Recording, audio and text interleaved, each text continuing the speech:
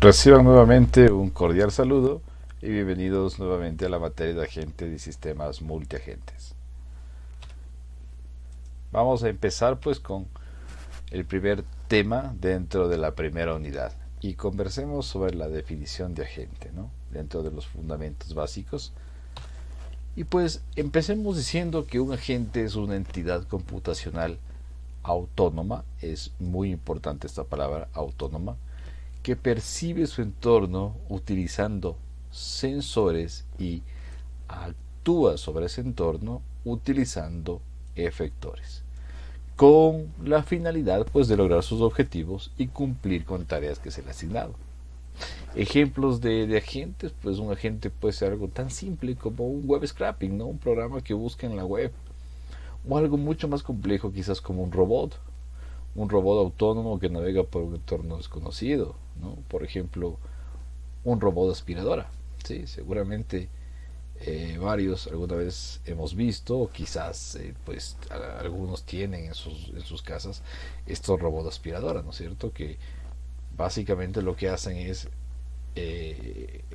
ir armando un mapa de las zonas por las que van limpiando, van evaluando si han pasado por ahí, evalúan una especie de coeficiente de limpieza o no, y en función de eso toman acciones.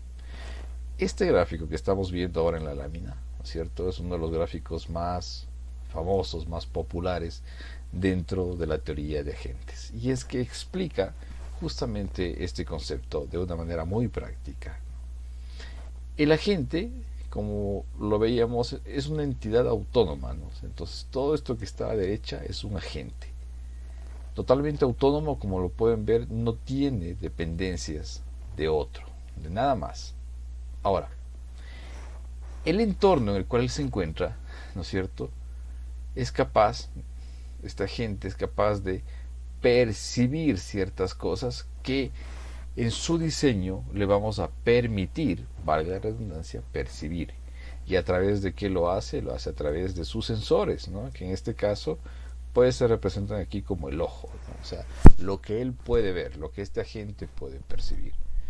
Con estas señales, ¿no es cierto?, que llegan de lo que él percibe, esta caja representa esa configuración, esas instrucciones o ese modelo que tiene la gente, ¿no es cierto?, sobre qué hacer con esas percepciones que le llegan y en función de ello utilizar sus actuadores, ¿sí?, que están representados aquí por estas extremidades, ¿no es cierto?, por sus pies, por sus manos.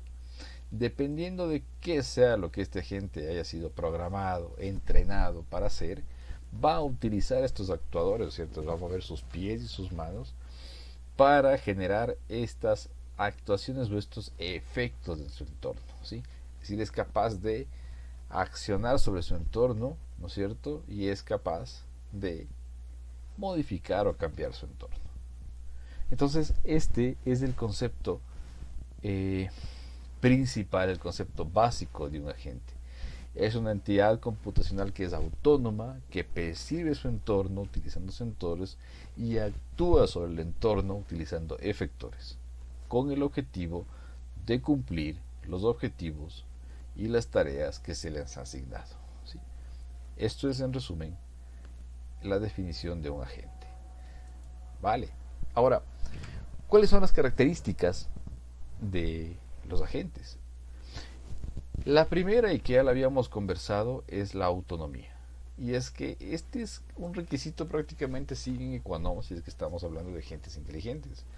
Los agentes deben ser entidades autónomas que pueden tomar decisiones independientes para alcanzar sus metas. Esto es muy importante. Si es que en algún diseño, en alguna conceptualización, no hablamos de autonomía y que tampoco tenga la capacidad de tomar sus decisiones independientes para poder lograr sus objetivos, pues no estaremos hablando de un agente inteligente. Entonces la autonomía es una característica muy importante y que prácticamente nos ayuda a definir todo el resto de un agente. Por supuesto, existen otras más como la reactividad, es decir que a través de esos sensores, ¿cierto?, que nosotros le determinamos qué es lo que él puede percibir, él puede responder a cambios de su entorno. y puede en consecuencia adaptar su comportamiento o devolver alguna acción, ¿no es cierto?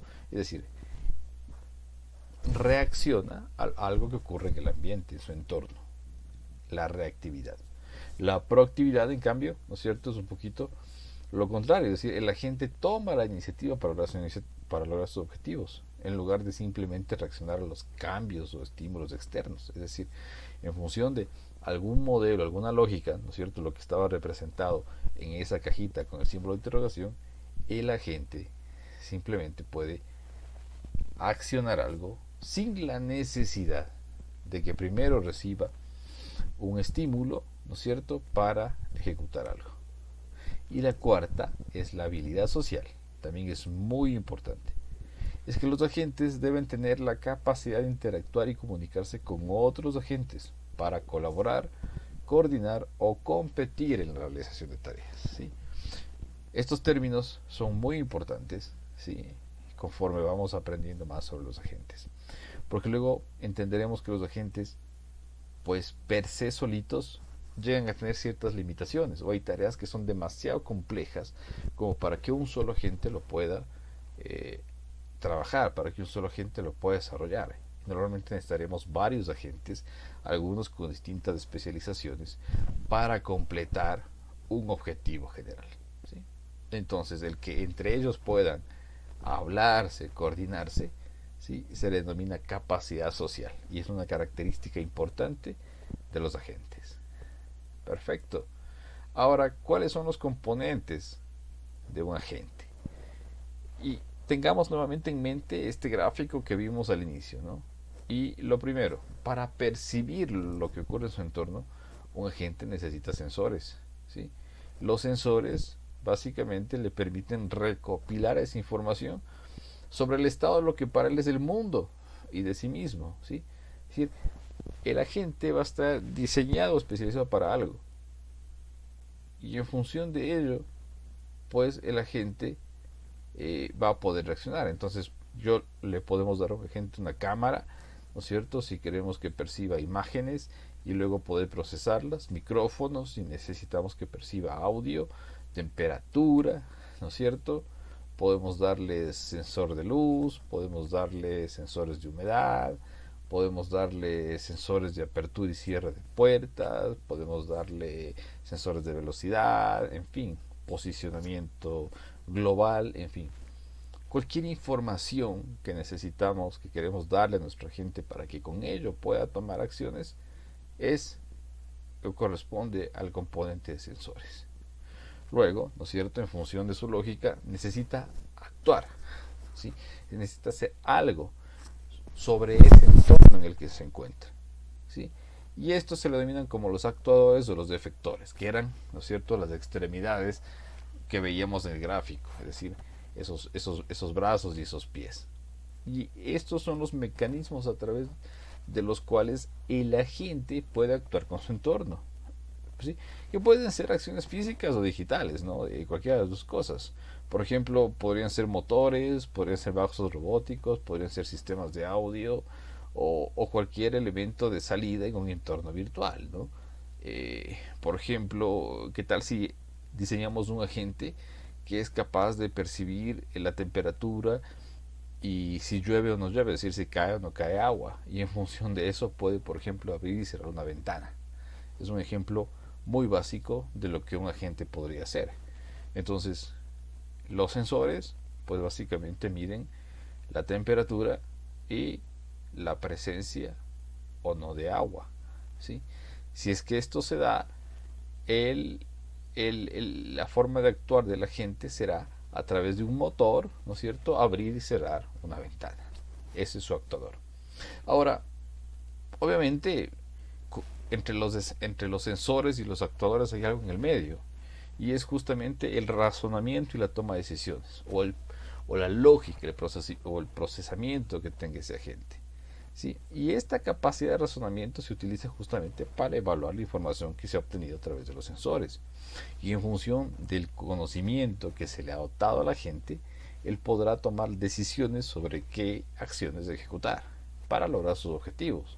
Volvamos al ejemplo. estamos haciendo un pequeño agente que es capaz de percibir si hace frío, si llueve, y en función de eso abrir o cerrar una ventana. Su objetivo es abrir o cerrar una ventana dependiendo de las condiciones meteorológicas, ¿sí?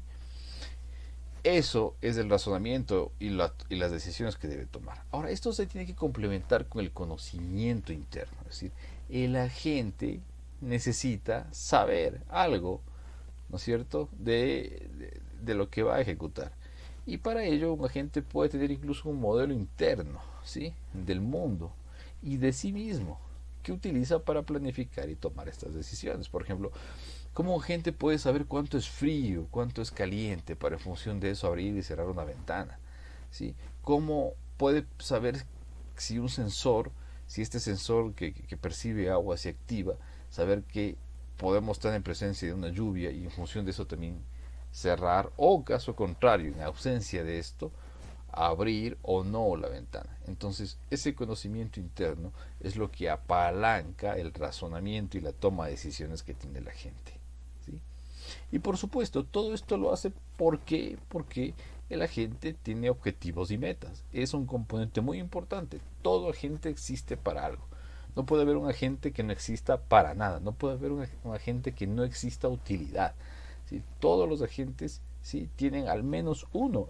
En otros casos tienen varios objetivos que son los que intentan alcanzar a través de la interacción que tienen con el entorno.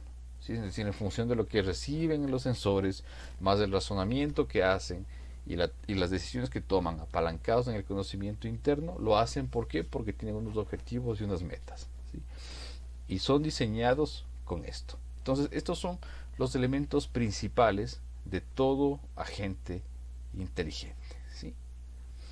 Resumen, ¿sí?, para ir finalizando la parte de conceptos básicos. Un agente inteligente es una entidad computacional que puede percibir su entorno, procesar información y tomar decisiones para lograr sus objetivos. Ese es el concepto pastillita de agente inteligente. Ahora, tres, tres, tres componentes claves de un agente: que puede percibir su entorno. Los agentes perciben su entorno a través de sensores. Con esa información procesan, ¿no es cierto? Los agentes procesan, toman decisiones, ¿no es cierto?, apalancados en un modelo, en un conocimiento, ¿no es cierto? Pueden tomar decisiones en función de lo que han percibido. Y por último, esto de ahí tiene que desencadenarse en acciones, es decir, actúan sobre su entorno mediante efectores, ¿sí?